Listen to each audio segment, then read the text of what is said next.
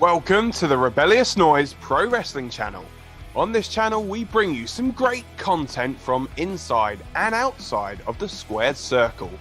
We will go through and offer some in-depth analysis of the biggest events of the year, as well as bringing you exclusive interviews with some of the industry's biggest names.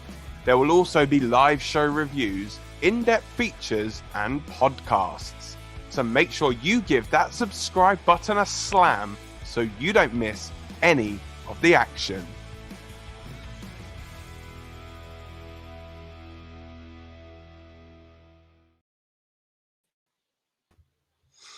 Hey guys, what is up? It is Dan here from the Rebellious Noise Pro Wrestling channel, and I am joined by Scott and Rob to review the 2022 Royal Rumble. So yeah, it feels good to have you boys back. Yeah, I think for me, obviously, it's one of these things you can't obviously get around. Down with the old. Don't have to say the word. Don't say the word. Ah, could have said down since day one-ish to cover it, but yes. And Rob is still on mute, but we'll hopefully he'll unmute. So there we go. I'm here. So yeah, obviously, Rob's not. Rob's been away as well, probably building up those muscles and fitting into that mask a bit better. So. I went back to the gym for the first time this year, and I'm feeling it, guys. I'm sore. Wait, I'll tell you what I'm feeling. Swans are not back yet. Stayed up till 5 a.m. That's what I'm feeling right now. Oh. My goodness, that was a long night. I was in bed at like 7:30, woke up at 7 this morning, watched the entirety of the Rumble, managed to avoid spoilers. Lucky man. All good. So obviously we are here to talk Royal Rumble 2022. So should we just get straight into it? Let's go. So we kicked off with, in my opinion, the match of the night between Roman Reigns and Seth Freakin Rollins for the Universal Championship. Seth Rollins obviously coming out in Shield attire. Seems as though that is Roman Reigns' Achilles heel. And so all of us picked Roman Reigns to win this match. None of us got a point because Seth Rollins won the match by disqualification. Not a prediction. This is a spoiler. Not a very good night for us point wise. Well, I did it right. I caught up a little bit, so I'm happy with that. But it was a low scoring night for an event that has a lot of possible points on the line. It was a low scoring night, quite shockingly. I think it was was it 2 points? I think the most, or 3? I think 3. I got 3. Yeah. Most points, someone won, But yeah, what did you guys think of Roman and Seth then? Well, great way to kick off the show, first of all. Not only our show, but the show that we watched last night, the PLE. It was a fantastic match. Seth Rollins coming out with the Shield music was amazing. And it was cool to see the mixture of the two versions of Seth. That old Seth being that in the Shield, but also that new Seth in the sense the way he walks and does those weird kind of movements these days. And very swaggerlicious Seth Rollins. So that was really cool to see. And it was what a cool match. I thought it was a great way to open. I'm sure we'll get to some of the downers on the night at some point. But for me, what a way to start. Yeah, 100% match of the night. Yeah, no, look, 100% match of the night. I really liked it. The only thing that I feel that was missing from the Seth Rollins entrance was the blonde streak in there. I would have loved to have seen that, but could have just sprayed it in or something. Yeah. But you're right though. It had the old style of Seth at the Shield. It really reminded me of how much I actually missed the Shield and what an impact they made on the brand and stuff. But seeing him in the old gear was really great. The fact that they mentioned Ambrose as Mox. So is that saying that Ambrose and Mox are different people, or are they one in the same? That really confused me, but it's nice to know that he's being mentioned as well. And there's not. I think it's just their way of respecting him now. So. Yeah, it doesn't feel like there's bad blood there because they've mentioned him and stuff, which is also great. But I really enjoyed it. Loved the finish. so many people on Twitter were moaning about the finish and stuff. I think it was the perfect way to have that finish. I completely agree. I was shocked at how many people moaned, but they were like, "Oh, great match, but ruined by the end." I was like, "Are you sure, mate?" Because I mean, Roman shouldn't have been losing the title, and like that's a good way around it. Do you know what I mean? Yeah. Seth looks strong. Roman looks like the emotions got the better of him and stuff like that. So I thought it was a perfect way to do it. Yes, the match was amazing, especially like, and we said that all of us, like, we all went for Roman. Yeah, and yeah, we lost points because of it, but that's because we knew Roman weren't losing the title. So to do it this way was a good way of not just burying Seth, So, and to be fair, like, there was a moment in this, like, when Seth did like the shield bomb, the frog splash, like he did the stomp. I was like, oh, maybe he's gonna do this. You know what I mean? Like, maybe he is gonna win the title. So I'm glad that the buckle bomb, the shield bomb was earlier on through the table. But hitting that 2 count, nearly a 3. I was actually fooled for a little bit. But you can say match quality was really, really high. So a shenanigan finish usually is detrimental to the match. But in this scenario, it's not. Like, I think they overperformed, over-delivered as far as the match goes. And it was always going to be this kind of ending. If it wasn't a clean ending for Roman, this is the way you do it. So I thought it was very well done. And just throw through to the comments as well. Fortunately, rubbish ending. Already with a bad ending. Mythic, we got to disagree this time. Sorry.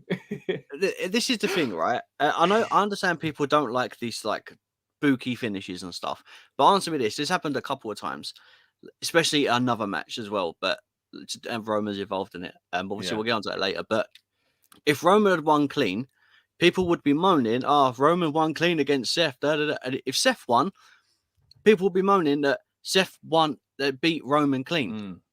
There was not a finish that would be great. And it's not like it was cowardly either. Like, it was like he just wouldn't let go because he hates him so much. Like, do you know what I mean? Like, and it was, I thought it was great. I thought he got into his head so much that was the only way to prevent him by literally choking the life out of him. Because the minute he'd done that, it was game over. And I think it was so important, the fact that we had the moment where, when the ref lifted Seth's arm up and dropped it. That could have been done a little bit better because it looked like the ref did put his arm on the rope. It could have just been a fingertip, but that would have been enough. But the fact that he was holding on and then lost grip, it just showed so much character in something so small. And I thought it was important, so important. And I think the finish was great. I think a key thing as well is how much the audience cheered when Seth caught the rope. It was like, whoa, people really like Seth at the moment. Like, he's winning people back round, like, even though he's a heel. And then obviously, like, we got to touch on at the end of it, like, to do the kind of mock Shield betrayal by doing it again and kind of getting a similar camera angle, same way he hit him, same sell from Seth that Reigns did originally. Like, I thought it was fantastic. What about you, Dan? Really enjoyed it, actually. Like, the whole match in general, and those little bits that they threw back, like with the Shield and stuff, was just incredible. Overall, it was one of those, like, the more the match went on, you're thinking, could Seth actually do this? Like, could he win the title? But then you're thinking, well, I don't think they've gone all this way with Roman to have him like lose it at this close to Mania. I don't think.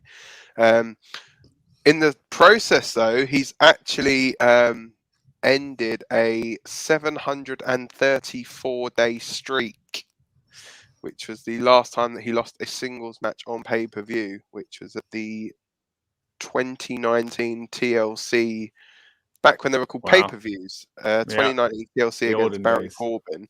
Last time it was actually pinned in any sort of match, included at non-televised events as well.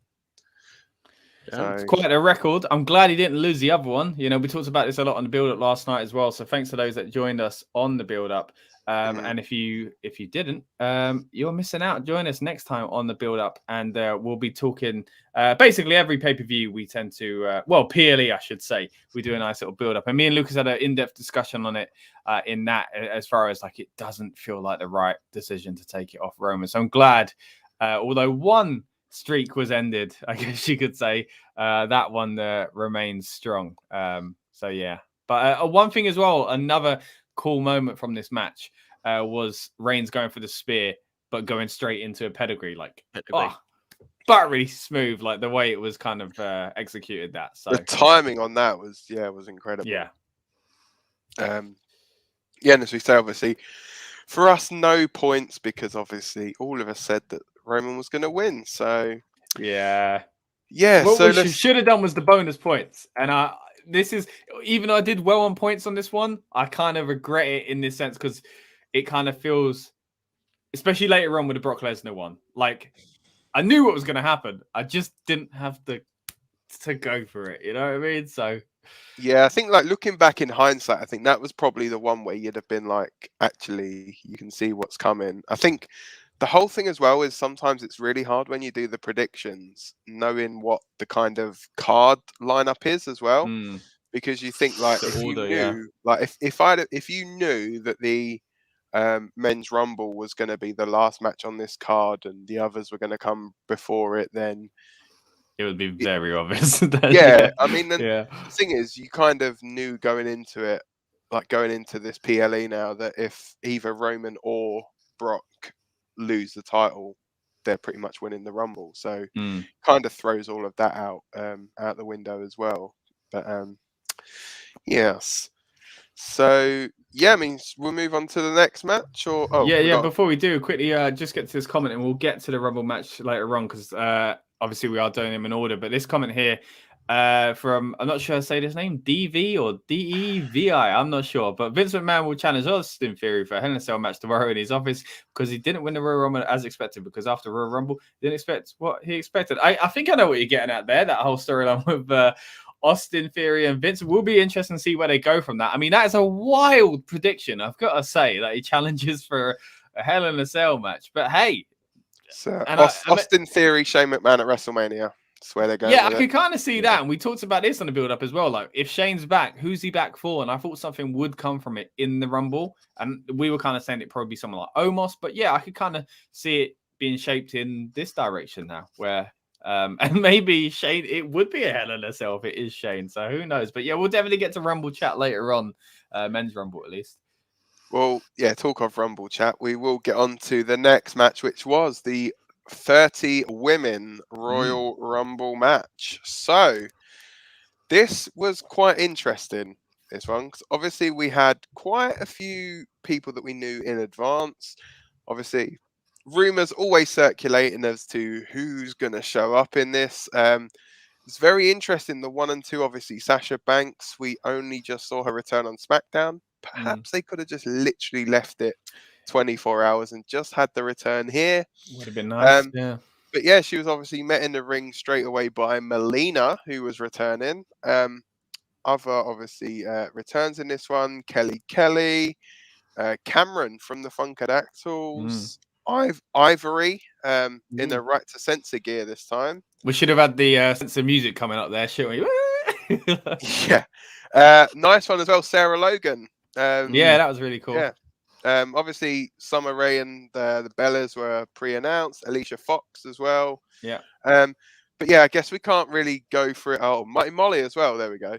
But yeah, I guess we can't really go through it without talking about the big return. I think he's froze. I don't know what we can't do, Rob, but we can't do something. He said we can't go without mentioning, and then he stopped. Is he back? Is he back? Oh. Yeah, no, no. So, we might have to kick him out and bring him back. Yeah, let's try that one. All right, we'll see you in a second. But there we go. Back. Are you back? Ready? That good? Yeah, we're good to go. I think we're good. What we can't do what, Dan? We can't do something. So we can't go through talking about surprise entrants in the Royal Rumble without talking. Yeah. Well, there was obviously one that was a standout one, which was Mickie James coming out with the Impact Championship, which very was cool, amazing. But I think the biggest one of the night, obviously, was the woman who came out at number 28 to win the entire thing, and that was Ronda Rousey. So yeah, I mean, all of us obviously had our own picks as well for this one. We had our own numbers. So Rob, you were 14, which was Naomi. Lucas was 19 with Brie Bella. Scott, you were 17. Charlotte Flair, very close. Yeah. I think I was quite close as well, not with Alicia Fox.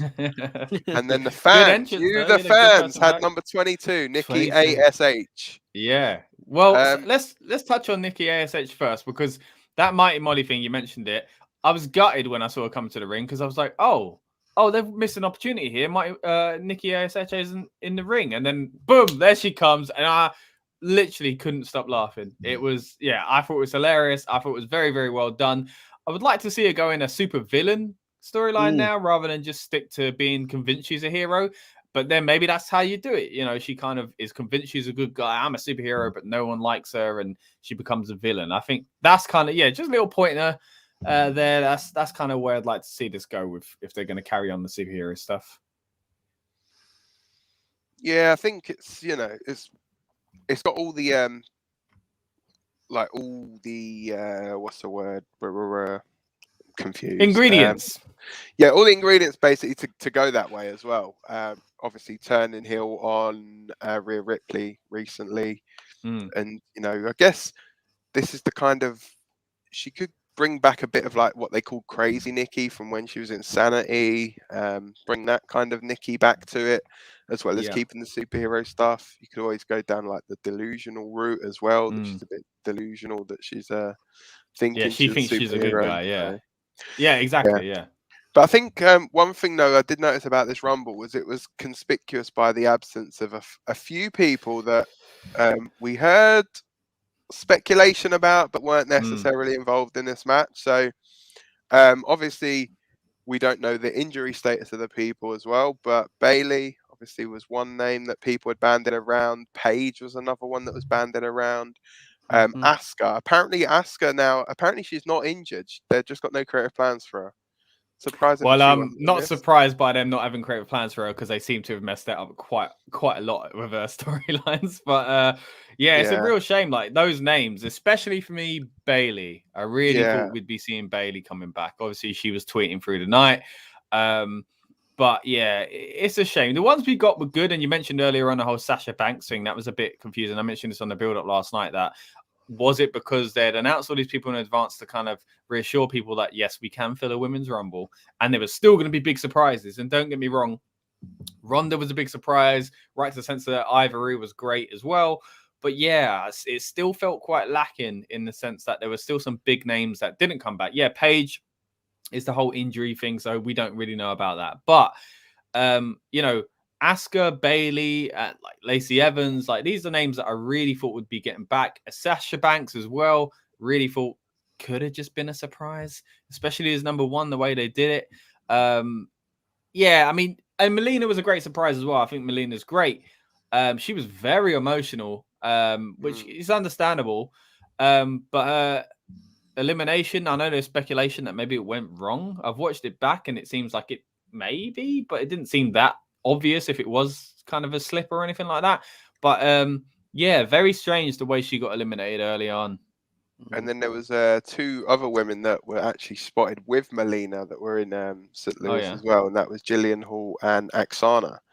Both took photos inside the actual inside the building before everyone got there as well. So they were obviously all spotted. So it was that case of, these people have been spotted, let's just not put them in because everyone's kind of knowing that they're there. So I would have liked to have seen Victoria as well in front of fans, because obviously she didn't get the chance to last year.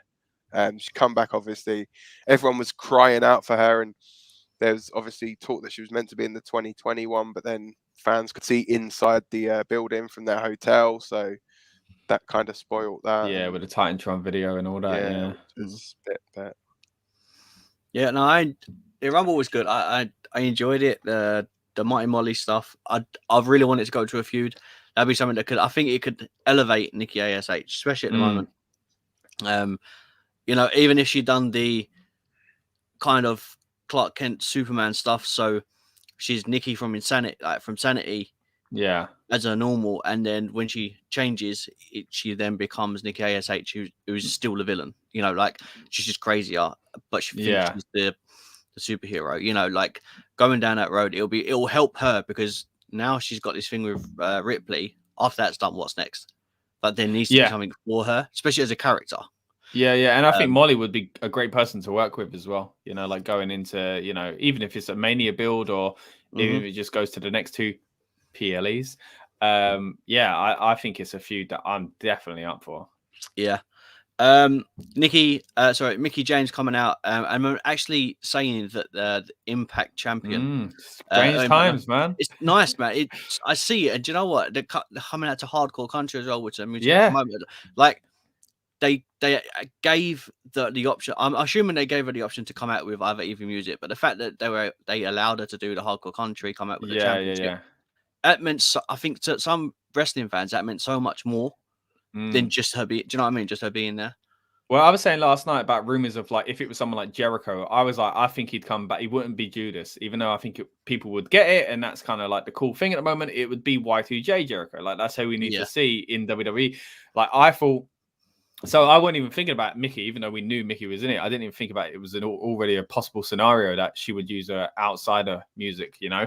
I feel like if it was Jericho, I think it should have been this, because this was very about the Forbidden Door. It was very much about like, this is Impact's, you know, Knockouts champion. So like, here's the title. We're going to mention it. And she's got the music. It was like a whole package, you know. So I think in this scenario, it was significant. But yeah. Didn't see much more Forbidden Door stuff, though, did we? No, but something else could happen. You never know. I mean, now it's happened once. You know, we've kind of seen it before. They Impact, when Rhino was NXT, they had Rhino. When they done was it the ECW thing or something like that? RVD come back and he was still under contract.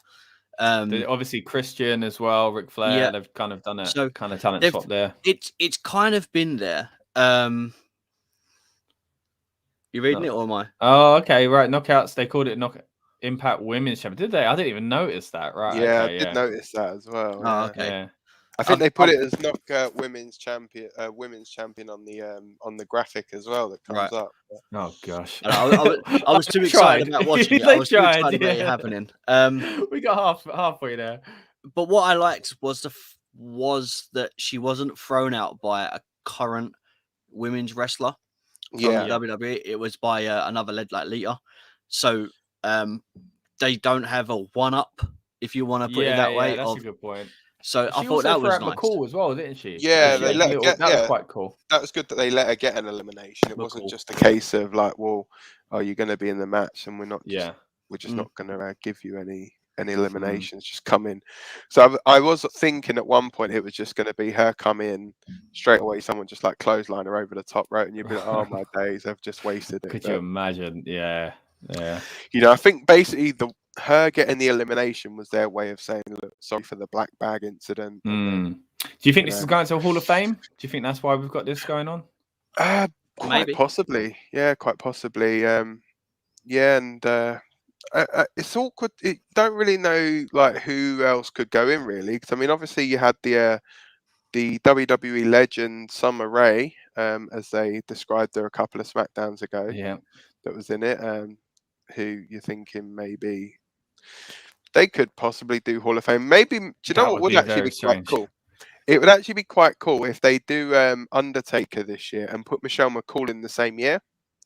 Yeah, I could see that. So then they could both go in in the same year, and cause I think Michelle McCool is probably going to go in at some point herself. I mean, you know, she did quite a lot for the back when it was the women's division, then into the divas division, like that transition from women's into divas initially.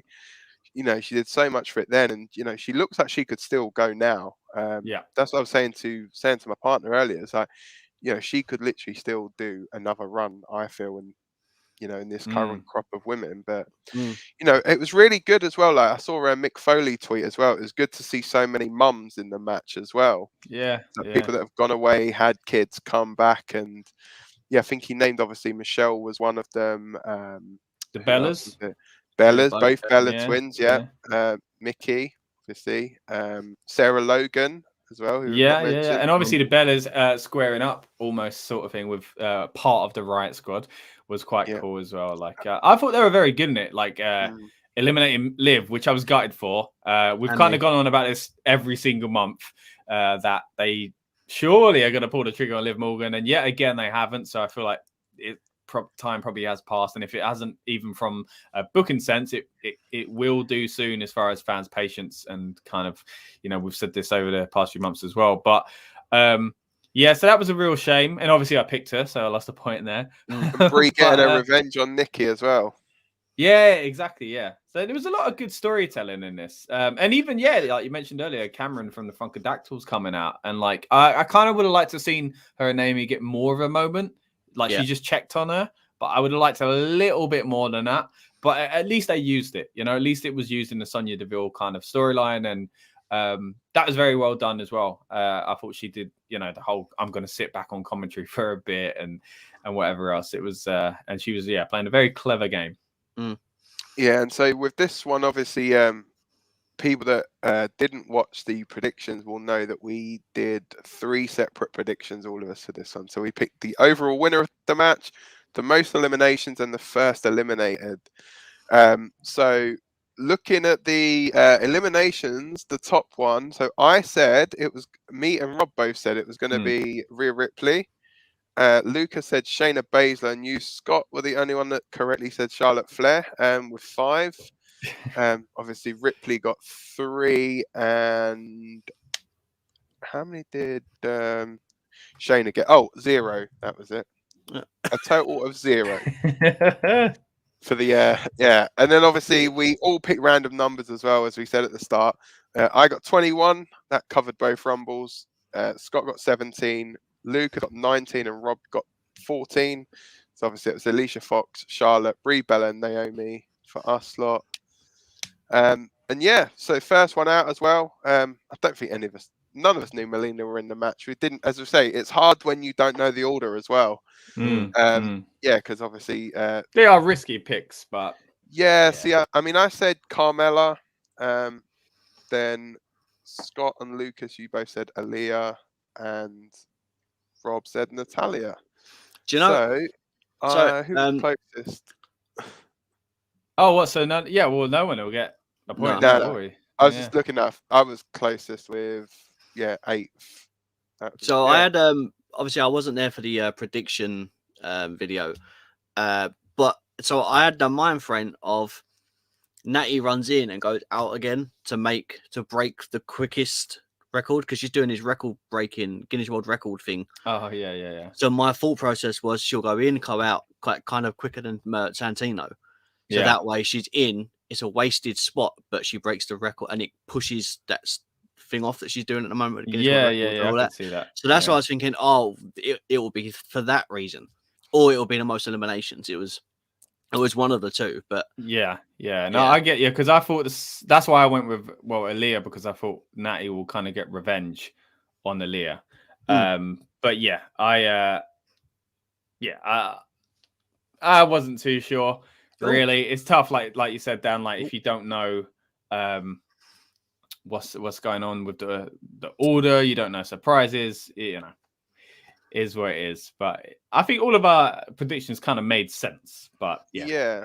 I mean, you think like winner wise, like I said, Bianca Belair, Scott and Rob, you both said Liv Morgan. Lucas was a bit more out there saying Lita, but very out there. Yeah. I think overall, I mean, you look at them and you think, they're not too far off. Of all the X stars, because Lucas kind of dived into that a bit more last night in the build-up, and he was basically saying there are a lot of people who aren't under contract. So if you play the numbers game, which the Rumble was all about, the chances are it could be a not a contracted wrestler, or as he coined a term last night, non-contractually something. I can't remember what it was, but it was quite funny anyway. But so I kind of got his thinking there. But in the end, obviously, Ronda Rousey coming back. Ugh. Now, for me, I was very happy to see her back. I got to say, I really like Ronda. I know some I'd say a fair chunk of the fan base has kind of turned against her. I think the comments that she's made in public about WWE and the fans has kind of fueled that. But I can understand where those comments have come from at the same time as well. So now on the outside, you can look at it, and spoiler, yes, Brock won the other one, and we'll talk about that later on. You can look at it as, oh man, 2 part-timers, not outsiders, but two MMA people. And I know Brock's obviously started in WWE, but still, it could be seen as like And I don't think it's fair to lump Ronda into that though, because I think she's great. It was exciting to get her back, in my opinion, and winning. Like, other than Liv Morgan or Bailey coming back and winning it, I didn't really care for anyone else to win it. And when they flirted with Charlotte at the end, I think that really helped. Again, that's another thing from the outside. You can go, oh, look at that, Ronda Charlotte at the end, typical. Yes, you could say that, but my argument would be people also know there's this whole thing about Charlotte getting too pushed and stuff like that. So if you're going to have anyone bring down the heat and rejection of Ronda, because there's that risk that people turn on Ronda, the best person to do it with is, thank goodness Charlotte Flair didn't win. You know, so I think that's why they put those two in at the very end. So look, I've said it more than once in a group chat. Tom on Talking Beans, he knows my views. I don't like Ronda Rousey in wrestling, purely because we'll kick you out of this, Rob, by the way, right? Look, let's have a look at it, yeah. And people will disagree with me. Ronda's a name on its own, and she doesn't need to win the Rumble. Same as Brock, they can come in. This is a name. They can they can go in there, walk in, and get a championship match that night or for Mania, right?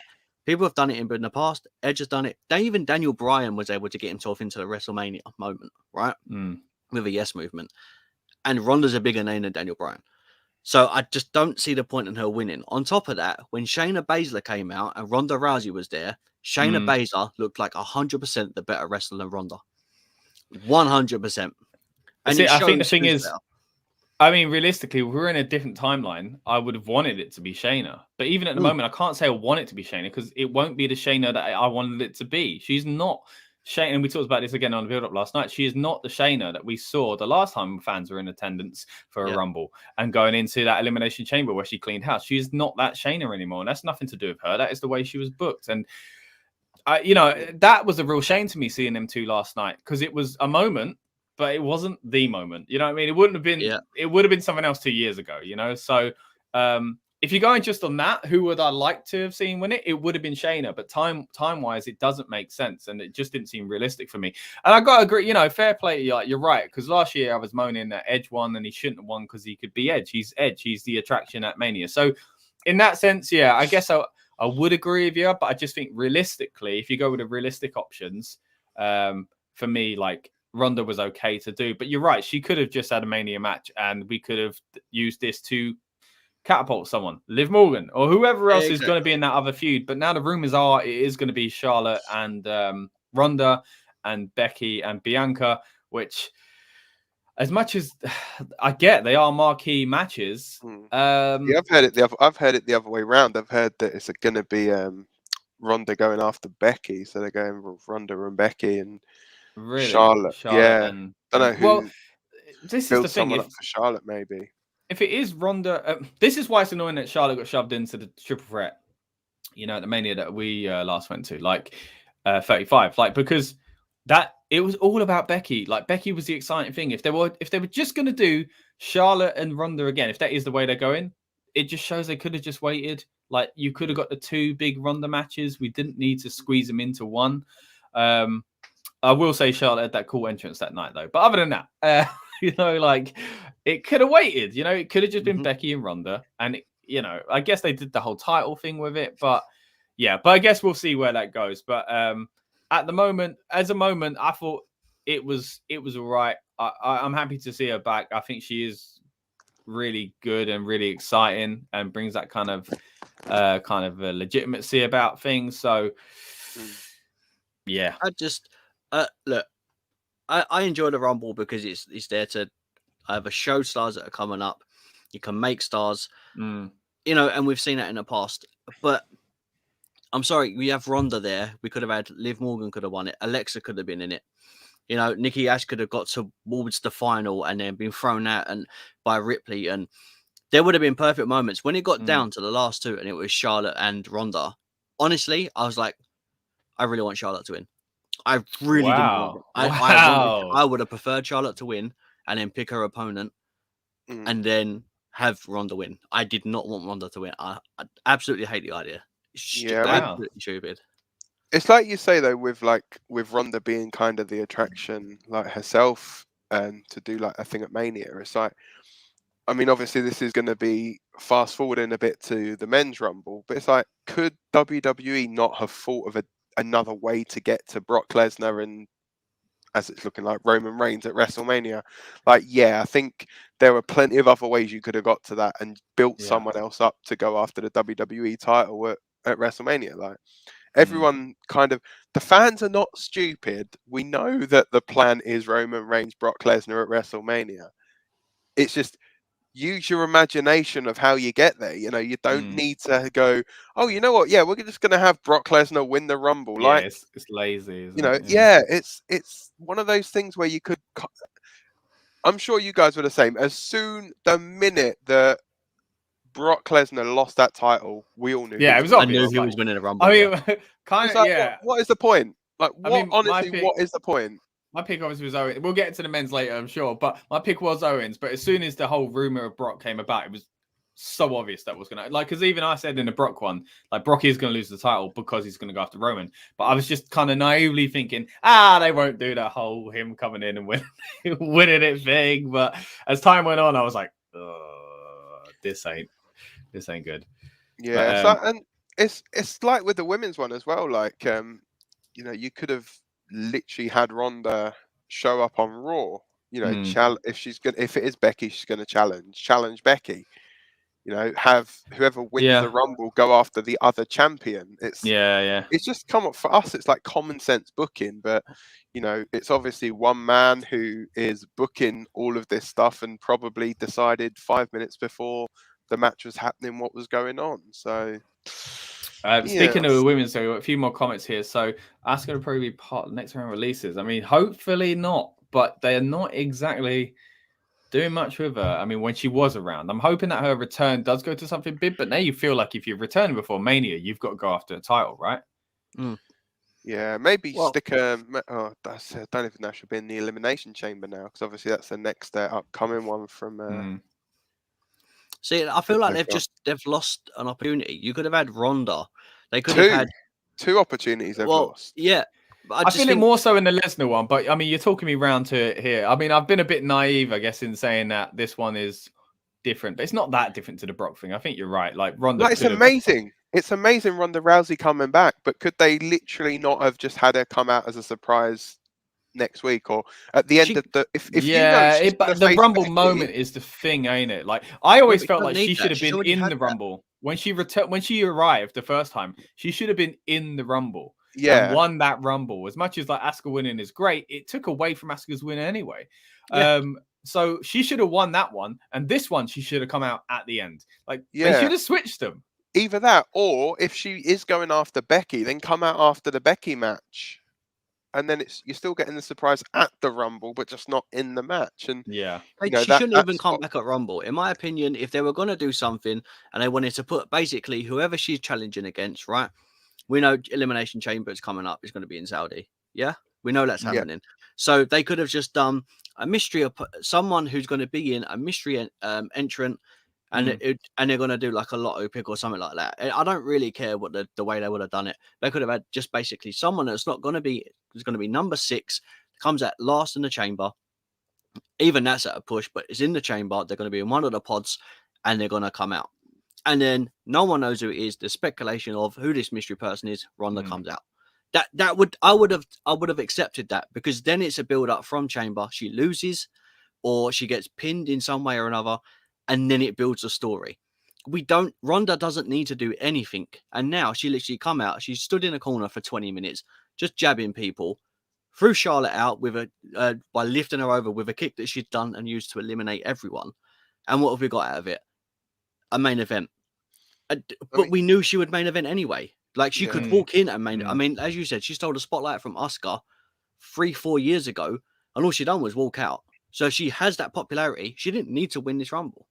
Yeah, and she only eliminated 4 people in it as well. So she eliminated Nikki ASH, Shotzi, and Brie Bella.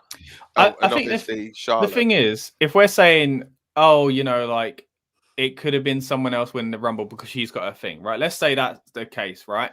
And that's where I kind of will come around to your way of thinking. But if the other match is whatever it would be, is also someone that doesn't need to win a Rumble, then maybe because we're all as if like In what, as the if men's Liv one? Morgan's like this one. Sorry, like we're all saying like it would have been great to catapult someone, but if Liv Morgan's not going to be in the WrestleMania main event, then why would she win she wouldn't be winning the Rumble. So like let's say it is Ronda versus Charlotte, right? Or it's what's the other possibility? Ronda versus Becky. So that leaves Bianca. That means Bianca would have to win, or Charlotte would have to win. Yeah. And I just don't think either of those things are that great either. As much as I like Bianca, I think she's fantastic. 2 years in a row weren't really kind of what I was looking for. So yeah, and it's not Charlotte been done in 24 years though. Sorry. It's not been done in 24 years. Yeah, but it feels like a missed. Either way, any of those people is what I'm saying. Any of those people would have been it wouldn't have been what we wanted it. You know, we're saying not Ronda because it could have been XYZ. It wouldn't have been XYZ. It would have been another similar thing, just like Ronda. It would either have been a 2-timer or it would have been Charlotte Flair, obvious. And I hate the whole champion going in at crap anyway. So either way, I felt like it was kind of a lose-lose, which is terrible booking. Like, but that's what they've got planned for Mania, it seems. So that could have been a Bailey spot though. Like if she was healthy enough just to go in there and throw. But that means she's going to be in the main event at WrestleMania, is she? Well, you could. That's what I'm saying. It all depends on that, you know. Like this is the thing. I mean, they must be thinking in their heads now. We have our two women's matches set for Mania, and out of those people, so you've got to pick a winner. And this is the thing. So if you know that Ronda is going after Charlotte or Becky, then what you do is you think in your head, okay, so whoever's going to be the other challenger, have them win the Rumble. Yeah. Because then it's going to give somebody else, and no disrespect, somebody that's actually a full-timer on the roster, a nice rub, you know. Yeah, but the other challengers are also in that kind of frame of we've seen it before. Or like don't need it. Yeah, but then like both main events that are kind of pitched, either whichever way you put them, don't involve new up and comers. So either way, it would have been that. You know what I mean? It all depends on the main. If the main event is still possible to be someone like Liv Morgan or heck, even a Lacey Evans or a Bailey, who is, don't get me wrong, she's been around the block as well, and kind of is a big name. But unless it's something like that breaking into the system, there was no point in making. Like they were never going to win it, is what I'm saying. No. Although that's what I want in the Rumble and the Money in the Bank. I love it being a mid-carder breaking up to the next, top tier. But if that's not who's going to Mania, then it was never going to happen. Although I agree with you guys, I wish that is what they do, but they clearly have a Rumble Mania plan that doesn't involve anyone new and fresh. So either way, new and fresh weren't winning. Yeah. And I think that's what's really annoying because, Scott, we spoke about this on the AEW podcast that we done, right? Not to compare, but at the beginning of AEW, we said the women's division is atrocious. There's no one really there. They're pushing like it was Nyla Rose they were pushing, and they had like limited people. Now that women's division's stacked, and everyone that's now coming out is being pushed, and not just to the moon, but being pushed in a way that really helps them and gives them credibility. Now, all of a sudden, WWE, who have the stacked women's division, have 4 people that they're basically handpicked that are going to a main event at Mania, and they don't care about any of the others. And it's so risky. How as did well. that change? This entire show, it felt like, was about not thinking ahead.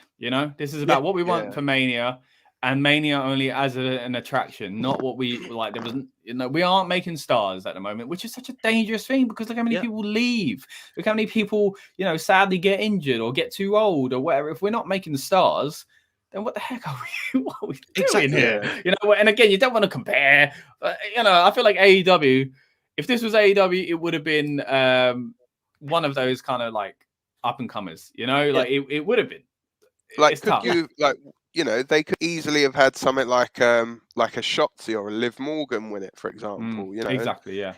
What you do is you put your faith in these people, you build them up. I mean, in the nicest way possible, you can see why Tony Storm asked to leave now. It's like, that's in the nicest way possible. You can see why these people are wanting their releases. And like it feels like a CM Punk thing to do because remember, Punk was very annoyed about like part-timers coming in, not being a main event WrestleMania and all this kind of stuff, right? So we're told.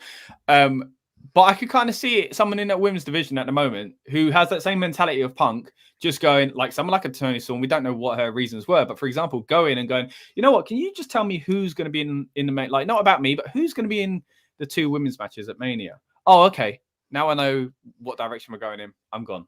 Like, I could see so many female wrestlers thinking that way at the moment, you know, and even with the men's, you could say the same thing with the men's, you know. So, but hey, we'll get there. But yeah. Yeah, it has really annoyed me. Do you know what? If it's going on a situation of, okay, they're not going to use new stars on that, do you know what? I would have rather had Lita. Yes, she's a part-timer. Yes, it's the same thing that we said, but these people care. The pop she got was like incredible, and she was like, oh, maybe I could have one more run. Yeah. I mean, and obviously so there's Lucas something there for that. He go against. But do you know what I mean? Like, or even that, just give it to Tamina. It's not like she hasn't been there for ages. Or give it to Natty. Like, that's exactly it. Like Lita again, like, maybe give it to someone. Maybe Lita's a better option, but again, she's the same thing as Edge last year. Like Lita could be a main issue, doesn't need to win it, like we said about Edge, and that's the problem. There are all the alternatives, unless they were going to put a new kind of groundbreaking star in that scene, which they definitely should be doing and should have done with Liv Morgan about 2 months ago. Again, I said it on the build-up last night. I'm not like the biggest Liv Morgan fan, but I can see that you need to strike while the lion's hot. Lightning is hot. You need, you know, she has improved. She is better. Like, people are behind her. People do want this. This is a natural kind of progression. Do something, but they're not. And that is what is the most frustrating thing about it. You know, again, I'm not the biggest fan of Ronda winning. I just think realistically, out of what we could have got, you know, it is what it is, and at least we enjoyed her return pop and whatever else. But I mean, as well, another way they could have even done it was just had anyone win it, and then, you know, when you in the build-up, if they change their mind, they just be like, well, okay, you're going to have a match where you put the match on the line or something. You know, but imagine if it was Liv Morgan and then she lost it. That would really annoy people. The worst. But it's one of them things, though, isn't it? It's like and I think this is what the way that they do their booking as well is to kind of get people talking and get us like having these like debates and discussions about this kind of stuff. But hey, it works for us as content creators, don't it? Like, we got something to talk about. But then I suppose though, like if we move on to the next match, and there's a candidate in there who, if she was in the women's rumble, you would have thought maybe could have been a potential to that next level, name to win it, and you know, obviously that is Becky Lynch taking on Doudrop. Obviously, as we've mentioned before, Doudrop, who we actually spoke to quite recently on the WWE UK tour. Very, very lovely individual. Nothing like a character at the moment, but she. Guys, we actually all got bloody points for this one. Hey! I think it was pretty obvious, wasn't it? For some people, Rob and Lucas, I think it was like their only points they got in the entire show. But it's all right. Yeah, Becky Lynch. It's a marathon, guys, not a sprint. Yeah, exactly. That's what I've been saying, mate, when I'm trying to catch up. So yeah, in a good night for the Rollins Lynch household, both getting victories. Obviously, one of them leaving with their championship.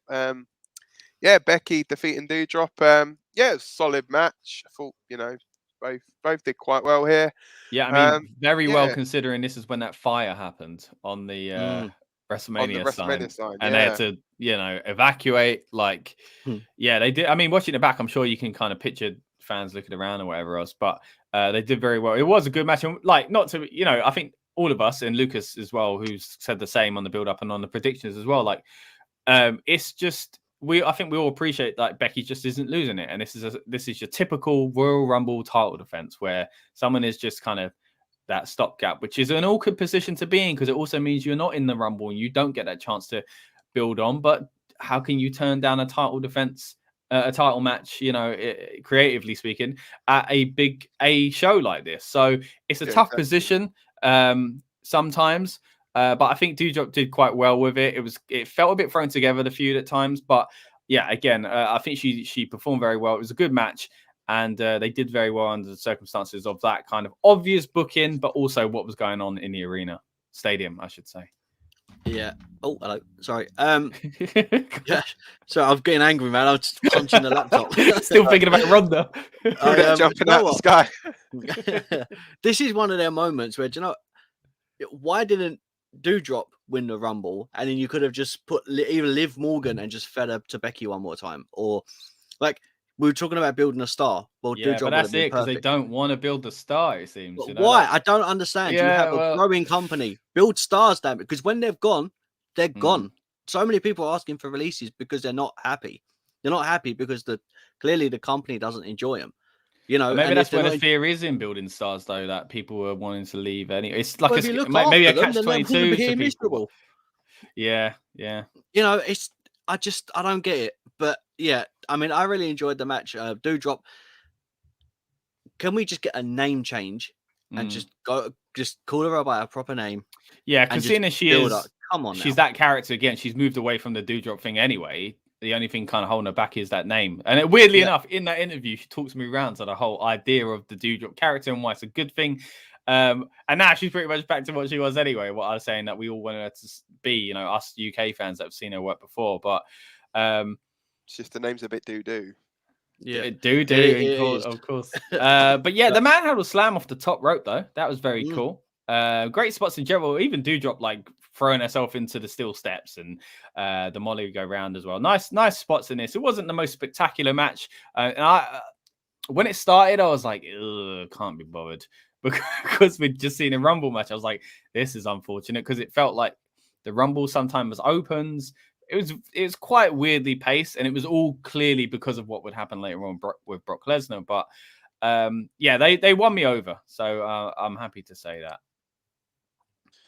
Yeah, I think as we say overall, it was good. It did obviously what it needed to do. So I think it's always hard when a match directly, especially with this 2 Rumble thing, it's always hard when a match follows it because it's always like the fans are still really hyped from the Rumble, and then they just could sometimes, I guess, feel a bit deflated after them. But yeah, I think especially if there's fire falling on you and stuff, you know. Yeah, exactly. Hard to kind of focus.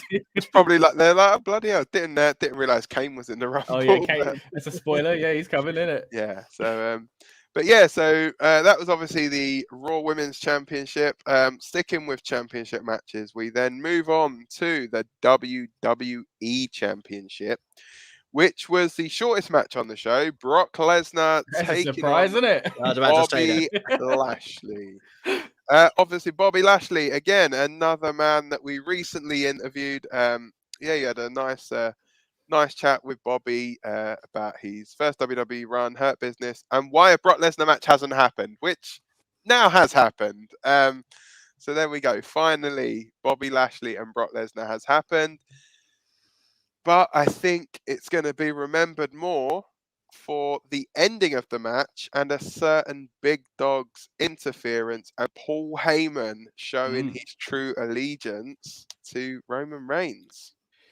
Yeah, this is where I'm like, man, the bonus point system, tricky. Because I mean, it was obvious. I mean, I even said this was going to happen. I knew, you know, but in some way, I just couldn't quite nail on. Is it the Usos? Is it Heyman? Is it, you know what I mean? But some sort of, yeah. But yeah, I thought it was really cool. Good. This is, you know, when we say it a lot on here, like exactly what it needed to be.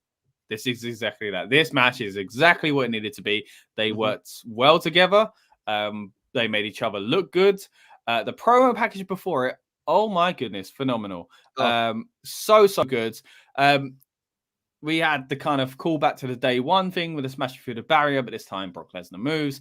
We had the hurt lock looking quite devastating as Brock's desperately trying to get out of it.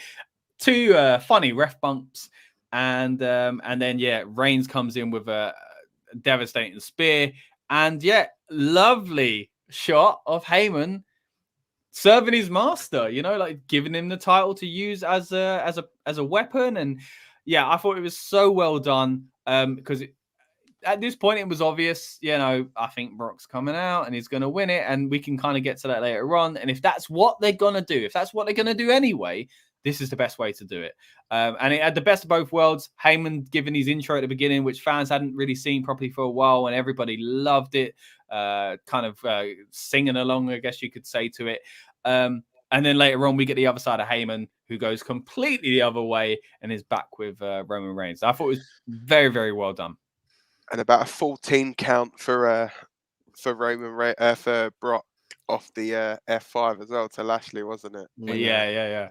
I mean, you could argue that Lashley, a match like this, we don't want shenanigans. We want the two men going at it. But this isn't that was always the dream match for Mania, and that it's just happened to be this way. It might never have happened, so we should kind of count our lucky stars that we got to see some sort of feud out with the two of them, maybe. So maybe it's never going to happen in the way we thought, and it's a shame you don't kind of get two equals. It didn't feel equal, Bobby Lashley got away with it almost, you know what I mean? So that's the only negative I would say. But for the story, for the purpose, again, I always say, because of the timeline we're in at the moment and the way things are being booked and the purpose, kind of like they needed to kind of achieve, like they did it perfectly. So yeah, definitely.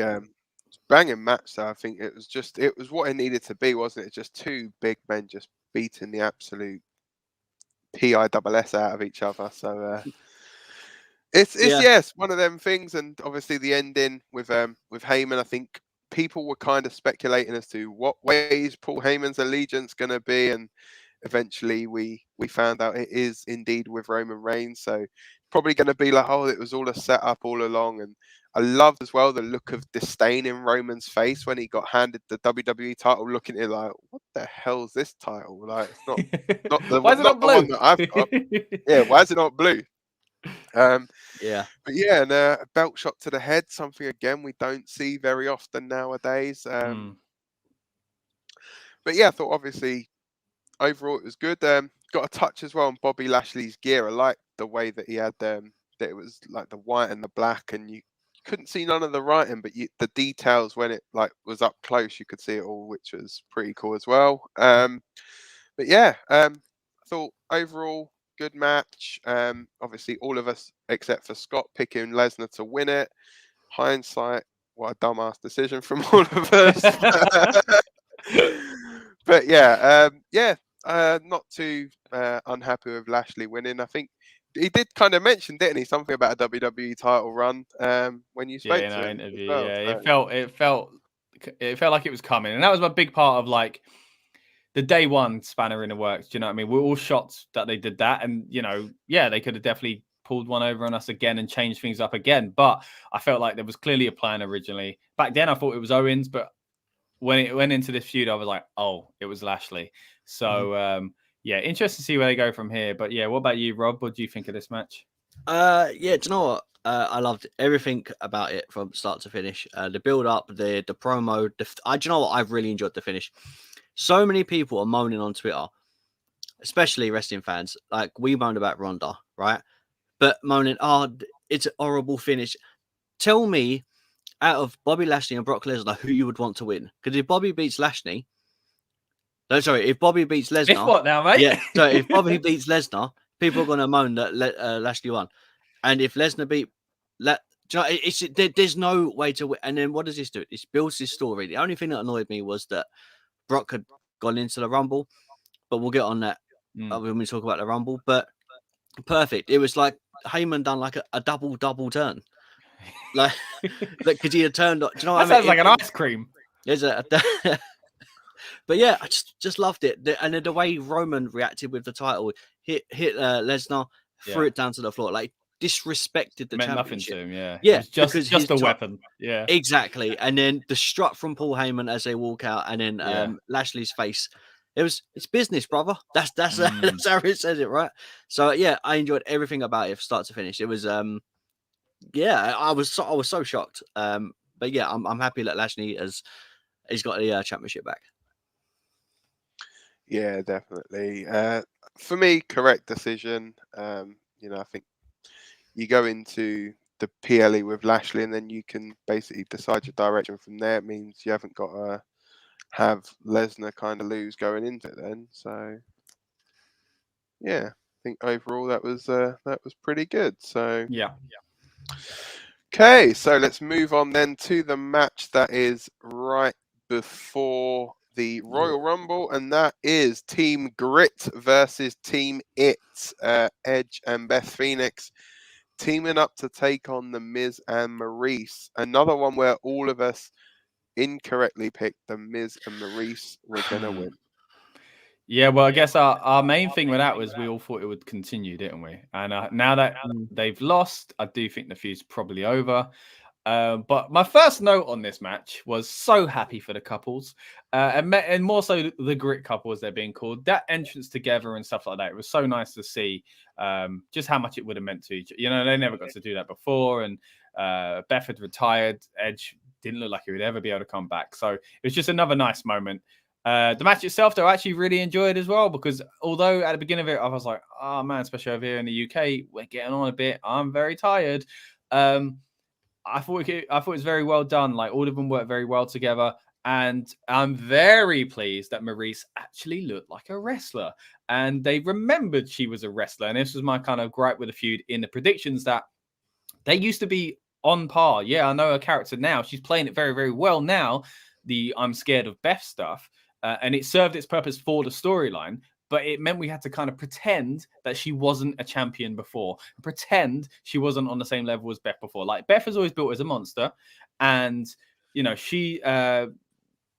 Maurice is always kind of built as kind of like similar to what she is, but not so much the scaredy cat, which is what they've been doing with her lately. So I was very, very happy to see Maurice basically be a wrestler, hit a Hurricane Rana, do the French kiss, and you know, all this stuff. And then Miz hits the skull crushing finale, and I thought, oh, okay, this is it. We're all getting a point. No, okay, fair enough. These guys are going to win. And I don't mind who won. It's just whether or not the storyline was going to continue. And I think this way looks like it's probably not. Yeah, I think as well with obviously Edge and Beth hitting double glam slams at the end as well was quite nice. And one thing though, what on earth was going on with Beth's hair? It was like they didn't know what hairstyle to give her. It's like okay, here's a plug socket. Just put your fingers in it, and we'll see how it comes out. I think she's meant to look a bit like because she never looked like this before, did she? She's meant to look a bit like some sort of warrior or something, you know. But definitely a lunar vibes as well, because she had the thing on the side of her face, which was a real nice kind of touch as well.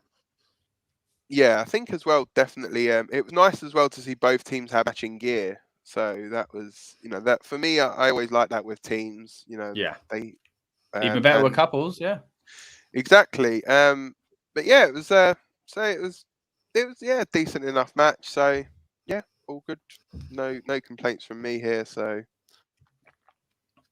yeah, no, my only complaint is the fact that it's not continuing. I just felt the way it was built, and the build all the way up to this match, and even when the match started, the way it was done, I really wanted Miz and Maurice to win, but through doing something dodgy, like through cheating and heel tactics to get the upper hand, so then we get the redemption of like the Grit couple. Do you know what I mean? Yeah, like, and and then it's a bigger pop for they overcome the odd of it.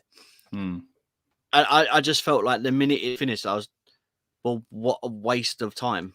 They could have. Yeah, it's like, I mean, this is the awkward time period, isn't it? Where it's like holding on to Mania is a long way since this feud started back in December. So, okay, if you're not going to do that, what are we going to do? Because surely, I mean, it's 2 nights. Don't get me wrong. Edge is going to have a match. Maybe Beth does as well. Maybe they find another couple to go after. I don't know. But Miz, what's he gonna do? Like, it felt like a Mania feud to me. So maybe we're wrong. Maybe we'll continue. But it just feels like once you get the baby faces win, there's no need to continue it. Exactly. Yeah. That's exactly my thought process. Bunny at Mania, isn't it?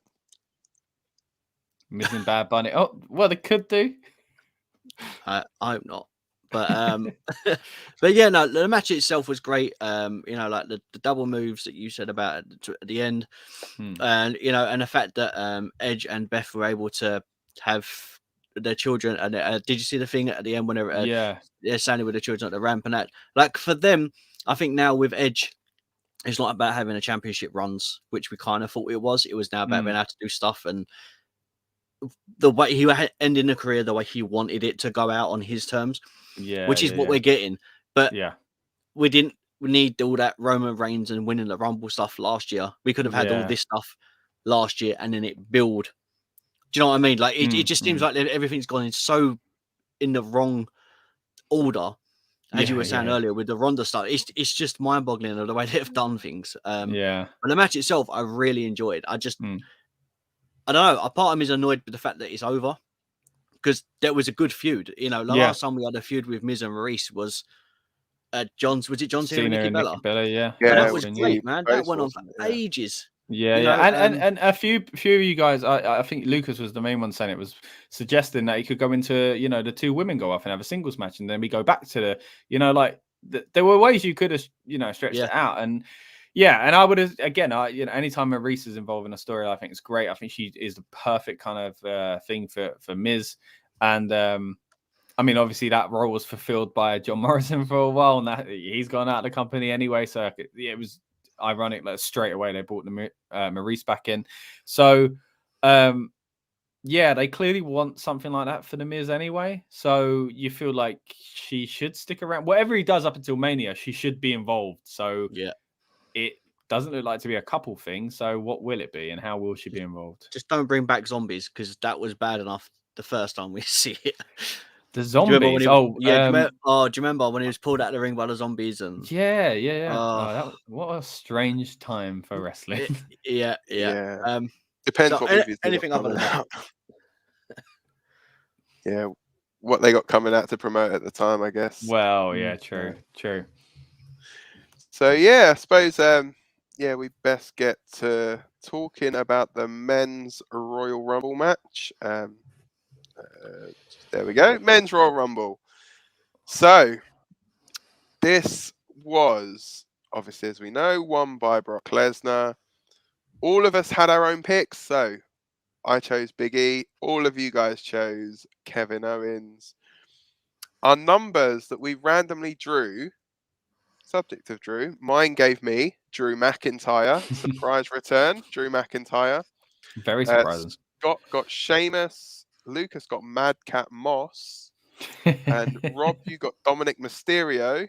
And the fans, you guys got Kevin Owens. We do have one person that wasn't a huge fan of this match, and that was Vinny, saying it's the worst men's Rumble of all time. 90% jobbers, no real shock entrance other than Drew returning. I think in WWE's eyes, they probably will see Brock Lesnar as a surprise, but in their eyes, like I did a tweet yesterday, like basically last night, about pretending to be shocked, sort of thing. Like, because if you didn't see that coming, then you're new to this whole WWE thing, You can imagine Vince sitting in the back. Oh, they're not gonna know. No one's gonna think that Brock's gonna come out. Yeah, you can imagine him being like, "Oh my God, this is gonna shock the world." Yeah, you won't believe it. You won't believe it when I tell you guys what I've got planned. and then you get all the writers and I just sitting there going, "Oh my days!" Oh yeah, great, yeah. I thought for this one though, I think the first two, like starting out, Styles and Nakamura to start a Rumble out. I mean, you're thinking when you see those two first start out, you're thinking this is going to be a good match. Yeah, if it's Wrestle Kingdom, not WrestleMania. Yeah, and then you have another 28 men enter the match. They didn't just leave Nakamura and Styles just to go at it for an hour. For a while, so. A few obviously interesting things. Austin Theory lasting a decent amount of time in it. One elimination for him. Ridge Holland as well. Did anyone else see the mistake that they made in this Rumble? Well, it seemed like there were a few, but which one are you referring to? So it was when Angelo Dawkins came out. Okay. They called him Hawkins. They called him Angelo Hawkins with Who a H. called him Hawkins? Michael Cole. And also, they had the Street Profits music playing, but they still had Montez Ford's name on the apron of the ring, and on the Titantron was Montez Ford, not Angelo Dawkins. Mate, if there is ever a time you must feel like the Marty Jannetty of the two. That's uncommon. It's not nice, is it? So, let's just go through this list. Have a quick little look at surprises. Drew McIntyre, Bad Bunny, Shane McMahon, and in Vince's eyes, Brock Lesnar. One big thing from this though, Kofi Kingston with his elimination that he has admitted he messed up. It was always a risk, though, weren't it? Every year, even when John Morrison used to do it and Amy does it in the women's, it's always a risk that it's going to go wrong. And sometimes I thought, oh, like, did that go the way it's supposed to? Have they tweaked it or whatever? And it was kind of like weirdly nice to see it mess up once, because it's like it gives it real stakes. Do you know what I mean? Like, it's impressive, but when you do it every single year, it was. But I heard rumors that it was meant to lead to stuff with Big E, so therefore it kind of does have a knock-on effect, which is a shame. But hey, that wasn't the only thing wrong with this Rumble now, was it? No, I mean, it was interesting though. The referees actually did say that, like when they said, "Oh, did his feet hit?" the refs all said no. So the referees were probably going by the spot, but then I think where they couldn't get out of it. I think with like looking at the replays and that. And even if they didn't show the replay, like the modern fans with social media and stuff, like it would have been a bit of a storm anyway. So it's best to just acknowledge it and move on. Acknowledge me. Yeah. I'm so glad. Like, I sound really mean, but I'm glad it went wrong because that's what I mean. Me too, kind of weirdly. Like, even though I love Kofi in these spots. For so long now, we've had this bloody Kofi Kingston spot. We've just had this Rumble save spot of hitting on the apron or being put somewhere else and having to make this leap of faith to get back into. Finally, it went wrong, and I was like, right, we don't have it. It was so nice. Like Naomi didn't get that spot, and in a women's match, and she's had it for like the last couple of years, and. You know, we don't always need to have a moment where someone gets caught and kind of put back in the ring. Like and especially with what it looked like it was going to be. It was going to land on his chest, but his feet didn't touch. He probably would have gone up, run across, and jumped back in. And that's quite similar to ones we've seen. So it wouldn't have been that spectacular. From the way it kind of happened anyway. Like it wouldn't have been, as we go, wouldn't have been that spectacular as if I could do it. But you know, I mean, it's quite similar to what we've seen before. Yeah, thanks, man. You know, you're sure of my abilities at least. But I just don't feel like it would have been that different. So if any of them goes wrong, if it was that simple, this is the one to just go wrong. You know, you know, I mean, I'm sorry, but when you get saved by having your foot put on a pancake and launched back into the ring again, I don't think anything's really run its course. I mean, it's time to move on from this Rumble spot now. Like, it just seems like when Kofi comes in, how's he going to save himself this time? Like, we don't need. I want to see it, and maybe the most frustrating one was John Morrison when he come back that they didn't do it together, because that used to be Morrison's spot before it was Kofi's. So maybe it's run its course. Till next year when we're going. Did you see that? It was so cool. And the thing is, it's like they think that there's not other guys that can do it. You know, Ricochet could have done that. Shake it up a bit. Like even if Ricochet did one and Kofi looks at him like impressed, that would have become like a GIF. Like that would have become a meme. You know what I mean? Like that Kofi's face looking, oh, cool, like impressed. You're like, that would have been a thing. So and we're giving him ideas now, boys. And do you guys want something to make you feel old as well? Was the fact that Dolph Ziggler has now been in 15 Royal Rumbles. Kofi's been in 14 Royal Rumbles. Did they say he's eliminated 12 people? Yeah. When he went into it? Ziggler, yeah. I mean, those are terrible stats. Like, I know they underbooked him at times, but my goodness, Brock Lesnar did more than that in one Rumble. Yeah, that's awful. Did more than that in about half hour, I think, in 2020. But this one, most eliminations, AJ Styles was 6. None of us picked that. Yeah, they really didn't focus on it this year, did they? It wasn't really a thing in both of the matches. So no, I mean, we thought. A lot of us thought Omos were going to, but he only got 3 and then he lasted 4.5 minutes. He looked quite good, though. The short time he was in there, he did look quite exactly. Good. Yeah, looked pretty decent. First out, I correctly said Robert Roode. I mean, they had that TNA chant, which was cool, which is dangerous because it reminds you, and then they just went out and it was like, oh, maybe it's time to move on. Robert, you know what I mean? Like, I think you're great, but some people don't, it seems. And it's just some would say glorious. So I think you're glorious. But just man. Like, he's been in this role for far too long, in my opinion. And you could argue, you know, maybe he's all right. Like he's not exactly a spring chicken, so like maybe this is his role now, and maybe he's all right with that. But yeah, it feels a bit degrading to me. So that was a bit frustrating. Quickly get to a comment here. Jimmy Monster, good evening, guys. There, thank you very much for joining us, Jimmy. You were with us yesterday, I remember, on the build-up. So thank you for coming back. Hope that means you're subscribed. I just done the maths, by the way. Not that it's Careful now, careful. But head might explode. Yeah, a little. But Dolph eliminated over the 15 years that he was in the Rumble, right? And it was only 12 people. That means per Rumble he eliminated 1.25 of a person. So one person, 0.25 of another. Yeah, no, it'd be less. It'd be less than that. No, You've done the math wrong. No, would I? Yeah, because he's been in 15, but he's only eliminated 12. So it's less than one a year. Yeah. Oh, he is, yeah. Wait. 0.8. Next time you bring maths to the podcast, I'm sorry. Just me. I don't mind it the other way. He threw out like a hornswoggle each year. Yeah, one hornswoggle per Rumble. And maybe an El Torito somewhere. That's what that is. That is bad. Yeah, it's not good. And talking of little people as well, it was nice to see Wee Man coming out with Johnny Knoxville as well. Yeah, the whole Knoxville thing. I mean, obviously there was that thing went running in there, Wee Man getting slammed by Brock, which was cool. Yeah, I mean the Jackass thing, you know, it does feel 20 years out of date, and then another thing that makes me feel old. But I'm all for it, man. I'm all for watching this new film and reliving my youth and acting like an idiot again. So yeah, like I think Knoxville played the role very, very well. And the whole thing with Sami Zayn, you know, we always know in the Rumble we're going to get these mini stories. This was an obvious one, but yeah, I got to say it was done very well. The Knoxville with the forearm though on AJ was very, very stiff, and then AJ just beat the crap out of him. Yeah, I enjoyed it. I thought Knoxville was a good sport in this, and then obviously taking the frog splash and all that kind of stuff as well. Good frog splash.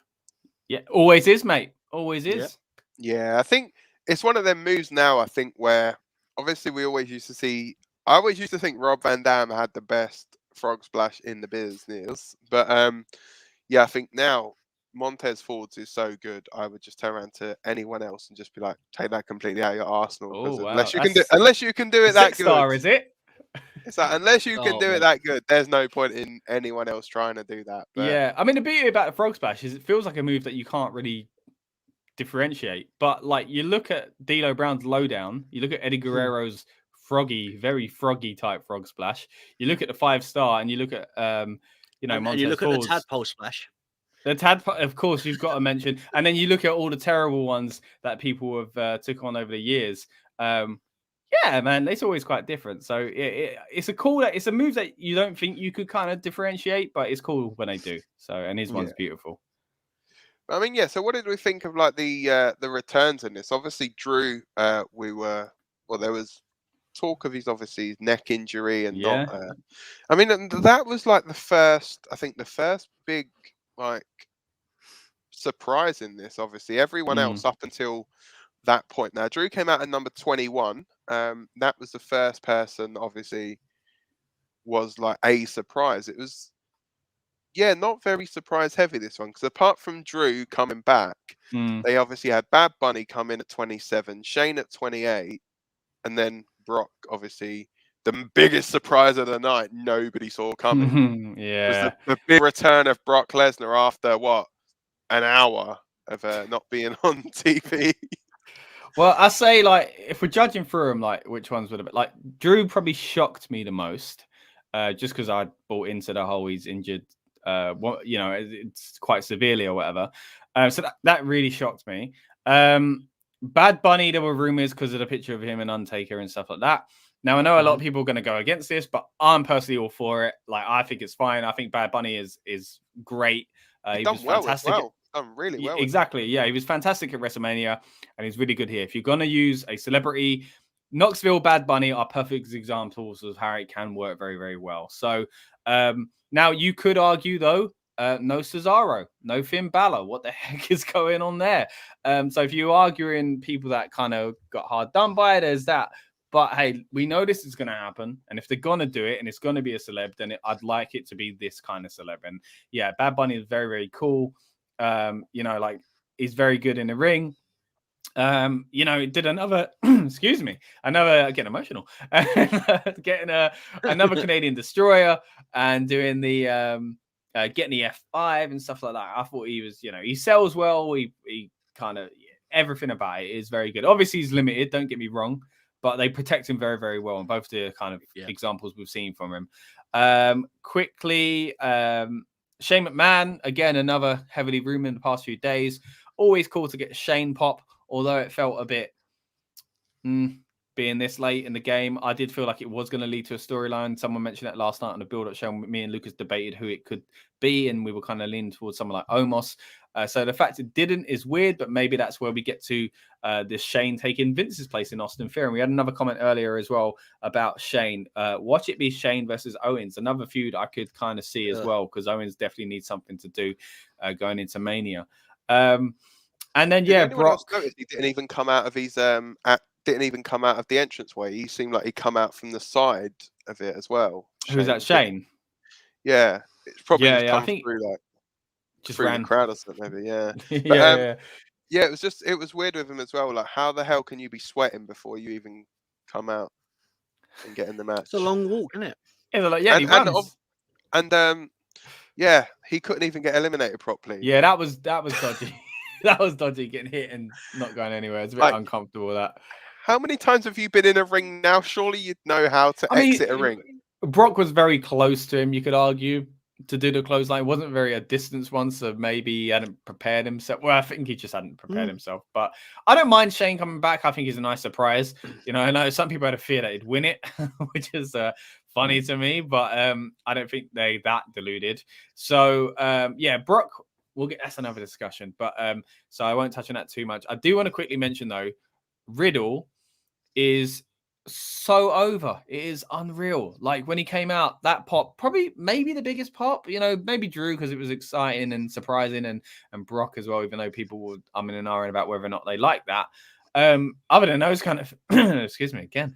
Other than those kind of things, Riddle really showed how over he was, and obviously I think the RK Bro things really helped because he did the scooter thing. At first, it was a bit of a worry that he was going to get used and just fall down the card and not be quite what he was in NXT, be a bit of a caricature of himself. And people love him. And he's performing great at the moment as well. So that's really nice to see. We love Riddle as well. Oh, we do, yeah. Really nice. Check out the interview. Just to add something, I've made it well aware on this podcast that I am not a Riddle fan in any way, shape, or form. But when he hit that his music come out, I was like, oh, okay. Then he hit that like step off RKO, onto Drew, and I was like, damn, like the RKO Bro stuff is so good, and I was really invested, like. Since he's just stopped being this one-dimensional character, and he's kind of been a bit more involved with Randy and stuff, I've actually started to enjoy him a lot more. With Randy is so good. Like, I just suspect him that you don't want to split up. Yeah. But yeah, it was great. It was there was that moment. Other than that, the Ricochet when. He literally got flapjacked. I'm not sure who picked him up. Was it Omos? Yeah. It was literally thrown up in the air, and I just wanted the camera to stay still, and he would just go out a shot and come back down again. Yeah. Has he even come down yet? He's probably just literally stuck to the rafters. Mate, speaking of camera shots, there were so many terrible camera shots this entire night. I mean, Kevin really this guy's. I mean, the famous one that they messed up on was AJ Styles' debut. But Edge's first spear back as well.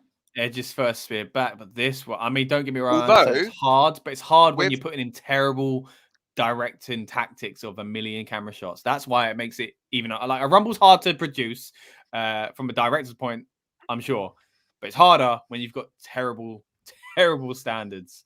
So, but with the one that we were saying about the Edge's first spear back, I actually watched the 2020 Rumble back the other day. They edited it, don't they? Yeah, they've edited it so that it does show the correct camera angle now. So it's literally like Kevin Dunn must sit there with his finger on these like change camera button. He's just like, Oh, what's this one do? I mean, they messed something up with Boogs as well. Boogs was doing some impressive work as well, and they kind of It was missed a that. one-handed thing where he Yeah, threw out. like it was. I do sympathize at some level that it's very hard to produce this, you know, from director's standpoint.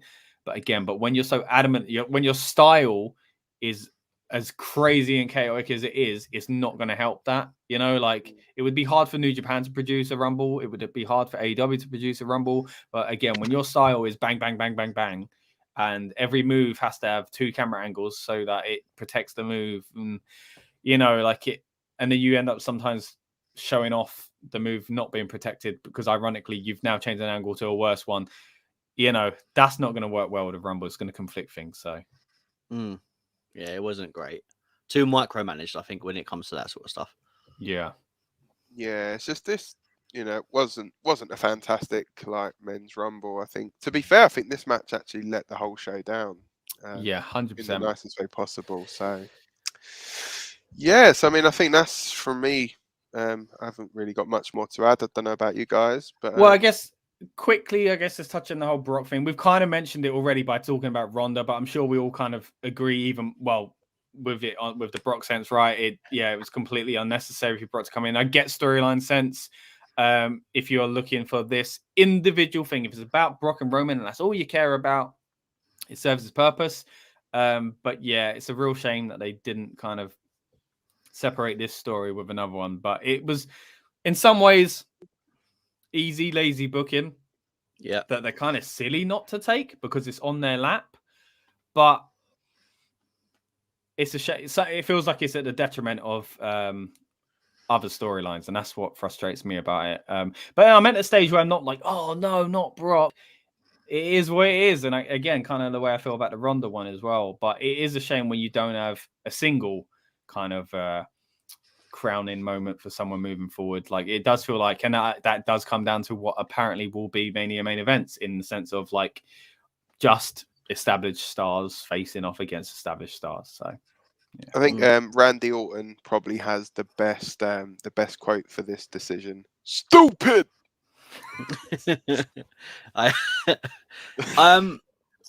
Yeah, no, I agree. Look, I can't moan about the Ronda and then like Ronda scenario and go, oh, I really enjoyed the idea of Brock doing it. Like, I completely agree with you. It was a bad idea. As you said, it's stupid. It's lazy booking, but obvious booking. And I think that's what's annoyed me.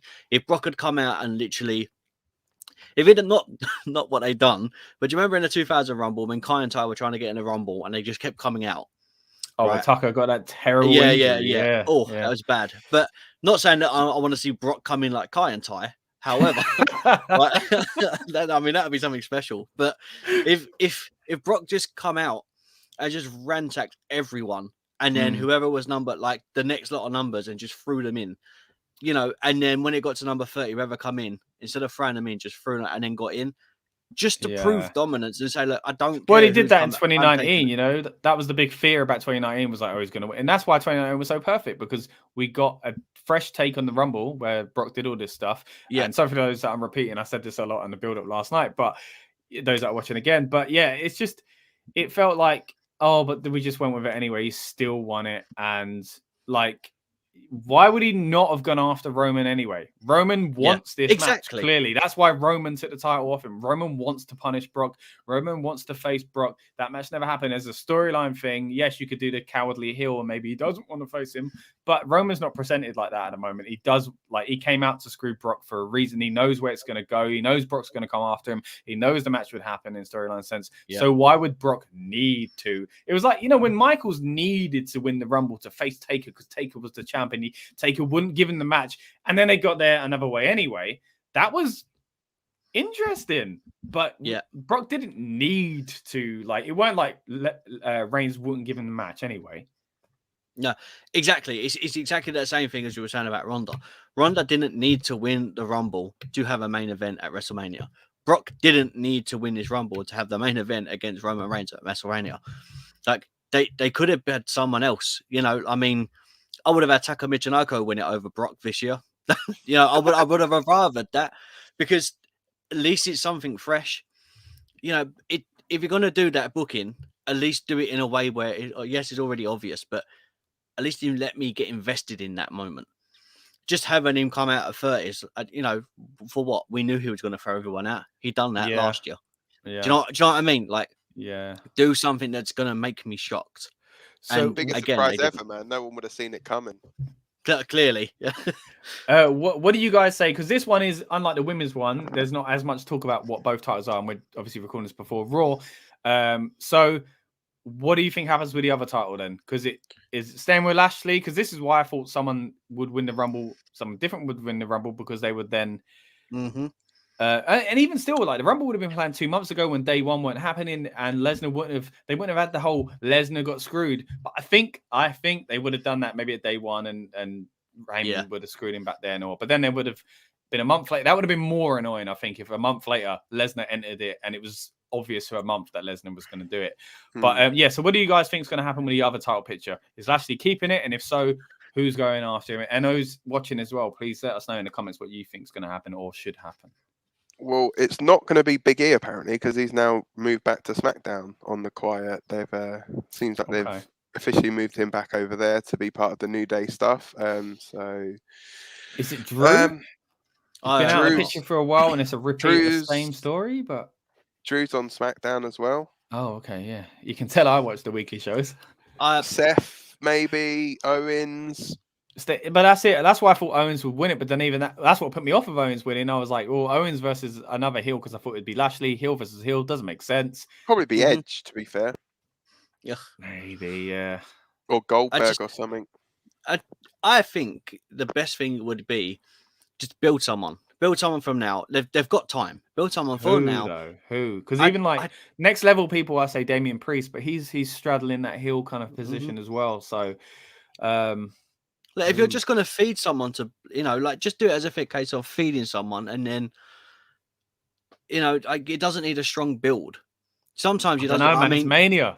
It's Mania. It does. Yeah, look. Sometimes you can build. Bray Wyatt done a whole build when he come up against Undertaker, and Taker didn't appear till bloody Mania.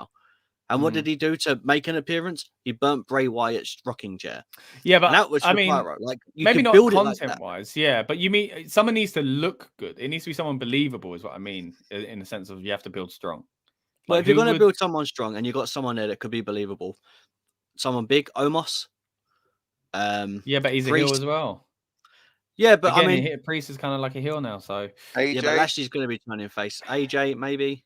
AJ, someone's got to turn face. It feels like, doesn't it? Like, yeah. The thing is, as well, Rollins, I think, is probably the front runner for it. What annoys me is that I like the idea of Roman throwing the title, like the Universal Champion means more, but now they've put themselves in this position where the Universal Championship means more than the WWE Championship. Now, the WWE Championship is far more prestigious than the Universal. But the way they've booked it, Lashley's got the championship back, but they've got no one there to go after it. It's like it's second best. It's playing second. It's like that's now become the World Heavyweight Championship. Yeah. And you wouldn't think that for the WWE Championship, especially with people holding it like Rock, Austin, Triple H. Do you know what I mean? Just those three names alone. And it's mad how they've now turned the Universal Championship into the main title. It seems. I think it was somewhat needed though, because we've said this before, haven't we? Like they needed to put some kind of stock in that title, and I think a big reign has done that. But there's always a risk of one slipping behind the other, but it's becoming really clear. Like you could have said this 6 months ago, but it's definitely the case now. Like, and I think you're right. We need to see a clear kind of, who knows, maybe someone comes back on Raw that is a baby face that can challenge or something. But at the moment, as much as I'm happy to see Lashley in that position, but then again, we've got the Chamber. So what we're talking about, do you know what I mean? Lashley could lose it at the Chamber, and that goes a completely different route. Or who knows? And have Lashley go in as challenger maybe for someone. Yeah, to get it back. Yeah. So. Yeah. Paul Heyman. There we go. Next WWE champion. So. Right. So we've got the small matter now of the scores on the doors. As we said, quite a low scoring one. This. All right. So after, I don't know, man. I'm pretty happy with myself. Yeah, I'll shut up. So let's throw the table up here. Lucas is bringing up the rear on 38, Scott on 39, Rob on 41, and me still sitting top of the table on 44 points with just 3 technically shows to go. And Maybe being a 2-night Mania Night 1 and 2 and Elimination Chamber. So we saw going into it last year that it was quite close as well, but yeah. And I'm trying to catch up, boys. I'm trying to catch up. Just for the record, I don't want to scare you guys, but just for the record, if you remember, I got both of the Money in the Banks, and I think also I got both of the Elimination Chambers the previous year. So I have a good record for these sort of things. So all right, we'll see. We'll see. I'm looking forward to it. I'm going to get no point now. Yeah, we need to get the trophy changed as well because the trophy says pay-per-view. I know, and my old one, the classic, says PPV as well, but from last year. But either way, no matter what this one says, Dan, engraving wise, I still want it, and I'm still going after it. Next year we'll go to PLE. We're still on the old terms here. The plea one, yeah. Yeah, so. the plea championship. Obviously we've got Chamber coming up next as well, and that's going to be interesting because it is in Saudi Arabia, so a better time frame for us as well. So hopefully on the channel we'll be able to do something similar to what we did for Crown Jewel. Obviously we'll have to talk about this and figure out a way, but please subscribe because we'll give you all the information here and also on our Twitter, RN Pro Wrestling, and Reb Noise at Reb Noise, REBNOISE for all Rebellious Noise stuff in general. But yeah, just I'm looking forward to the Chamber now because it's going to be different to have it at a reasonable time for us and in another country. What are you guys thinking? Yeah, I can't wait. Yeah, it'd be good. Means I haven't got a nap 3 hours before just to stay awake. Yeah. Well, Dan ain't got to watch it in the morning. I ain't got to stay up all night and be knackered the next day for a review. It's exciting. It is, yeah. And there's a little insight as well into like how different things are for us as well. Obviously, us in the UK, we get these shows at like midnight, 1 a.m. Whereas wherever you guys are in the world, you're probably getting them at different times. So yeah, there we go.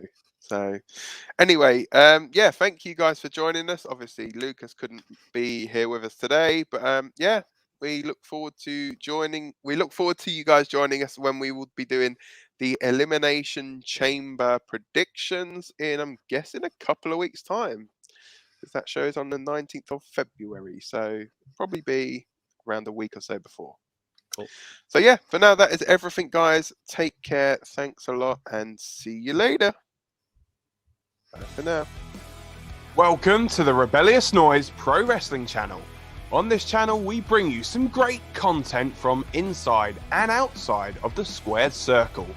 We will go through and offer some in-depth analysis of the biggest events of the year, as well as bringing you exclusive interviews with some of the industry's biggest names. There will also be live show reviews, in-depth features, and podcasts. So make sure you give that subscribe button a slam so you don't miss any of the action.